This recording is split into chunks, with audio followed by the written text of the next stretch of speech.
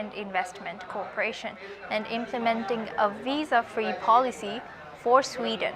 He has urged both sides to rebuild mutual trust through face-to-face and dialogue and called on Sweden to develop ties with China with an independent and strategic mindset.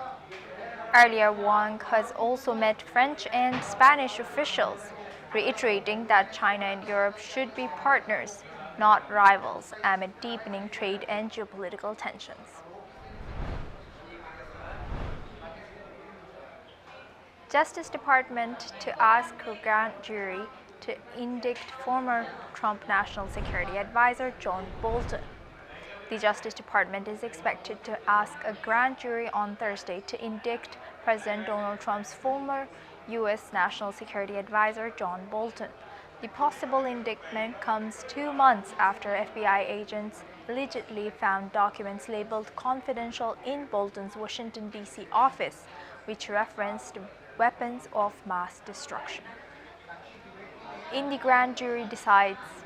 the grand jury decides to indict Bolton, it would mark the third time in recent weeks that the Justice Department has secured criminal charges against one of the Republican president's critics. A lawyer for Bolton has previously denied that Bolton engaged in wrongdoing. Bolton has earlier served as U.S. Ambassador to the United Nations and as White House National Security Advisor during Trump's first term. Before emerging as one of the president's most vocal critics, he described President Trump as unfit to be president in a memoir he released last year. The possible charges against Bolton come shortly after the Justice Department indicted FBI Director James Comey, who investigated Trump's 2016 presidential campaign, and New York Attorney General Letitia James, who previously brought a civil fraud case against President Trump and his family's real estate company. Now we move on. Turkish experts to help find hostage bodies. Turkey has deployed 81 disaster relief experts to the Gaza Strip, including teams tasked with locating the remains of 19 missing hostages.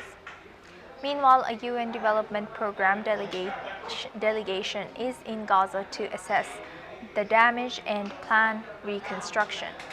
UNDP's Special Representative Jaco Sillers has said that removing rubble, including unexploded ordnances, is a priority before rebuilding can begin. He has described the debris as equivalent to 13 pyramids of Giza, and stressed the need to clear roads and hospitals to allow aid to reach the residents. A rapid damage assessment is underway jointly with the EU and World Bank to update the estimated reconstruction costs, previously set at $53 billion. Now joining us in the newsroom is Marisha Barb.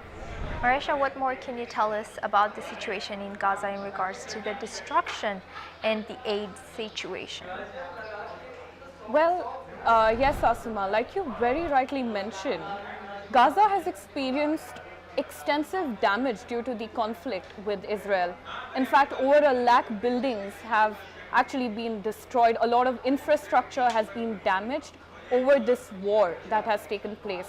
Now, the northern Gaza Strip has actually faced immense brunt of this situation, which has left the population displaced without aid, without access to humanitarian aid in itself. Humanitarian aid has been severely limited in this particular strip, and especially in the crisis with Gaza. Although the ceasefire has allowed around 500 trucks of aid to enter the strip, only 300 are permitted. Now, even though 500 trucks are to be sent, we don't know how much of this aid is actually reaching those who are in need. In fact, only a fraction of what we think is actually going is reaching the ones in need, which is increasing the humanitarian crisis in this whole situation. In fact, Turkey's response to it has shown immense solidarity in this situation with Israel and Gaza. You see, Turkey has increased its involvement by appointing Mehmet Golgulu, who is the head of disaster management agency in Turkey, to be more responsive and to coordinate humanitarian aid efforts in Gaza. Now, this move is significant. The reason why is because this shows commitment of Turkey's support to solving this crisis in the first place. Yes, Marisha, and how is the international community reacting to these news? Well, Asuma, to give more context in this situation, the war has been under immense scrutiny globally. It has received a lot of condemnation, a lot of assistance. Many nations have stood in solidarity, also have showed their condemnation with regards to a few aspects with regards to the war. Now, to give you a little bit more context with regards to what are the humanitarian aid efforts that have gone into the aid of Gaza, various international organizations have actually played an important role. Like, for example, the Gaza Humanitarian Foundation, which is the GHF, has distributed over 126 million meals over the Strip, distributing sites and to different regions.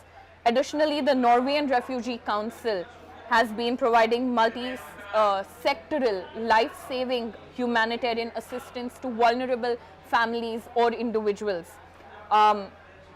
We see diplomatic responses with regards to the Gulf Cooperation Council, which has condemned the siege imposed by Israel forces in Gaza, urging the international community to act and urgently lift up this surge and provide more entry of humanitarian assistance in Gaza. We see a lot of calls of ceasefire, even though we now know that Israel and Gaza are in ceasefire, yet globally there is mounting pressure for accountability as well.